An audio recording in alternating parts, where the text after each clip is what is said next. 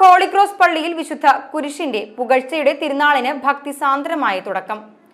ഞായറാഴ്ചയാണ് പ്രധാന തിരുനാൾ. ശനിയാഴ്ച രാവിലെ കൂടുതലൊക്കൽ കർമ്മം, പ്രസുതീന്തി വാഴ്ച, സമൂഹബലി, പ്രതിഷ്ഠാ കുരിശ് എഴുന്നള്ളിച്ച് വെക്കൽ, വിശുദ്ധ കുരിശിന്റെ തിരുശേഷിപ്പ് ആശീർവാദം, തിരുഹൃദയ പ്രദക്ഷിണം, രൂപം എഴുന്നള്ളിച്ച് വെക്കൽ എന്നിവയുണ്ടായി.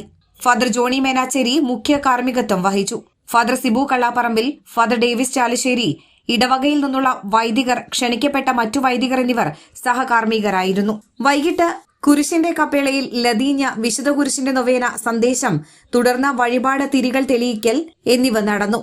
ഇരിങ്ങാലക്കുട രൂപതാ ബിഷപ്പ് മാർ പോളി കണ്ണൂക്കാടൻ കാർമ്മികത്വം വഹിച്ചു. ബിഷപ്പിൽ നിന്ന് കമ്മിറ്റി അംഗങ്ങൾ പുഷ്പക്കുരിശ് ഏറ്റുവാങ്ങി. തുടർന്ന് വർണ്ണമഴയും ഉണ്ടായിരുന്നു. രാത്രിയാണ് പുഷ്പക്കുരിശ് എഴുന്നള്ളിപ്പ്. തിരുനാൾ ദിനമായ ഞായറാഴ്ച രാവിലെ വിശുദ്ധ കുർബാനകൾ ഉണ്ടായിരിക്കും. രാവിലെ 10-ന് ആഘോഷമായി തിരുനാൾ പാട്ട് കുർബാനയ്ക്ക് ഫാദർ ഷാജി തെക്കേക്കര മുഖ്യ കാർമ്മികത്വം വഹിക്കും. ഫാദർ ബിജു കൂനൻ തിരുനാൾ സന്ദേശം നൽകും. നല്ല പാരമ്പര്യമുള്ള ഇടവക.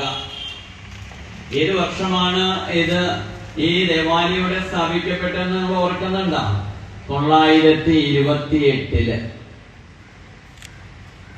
1103 വർഷങ്ങൾക്ക് മുമ്പ് സ്ഥാപിക്കപ്പെട്ട ഇടവക ദേവാലയവും കപ്പേളയുമാണ് ഇത്.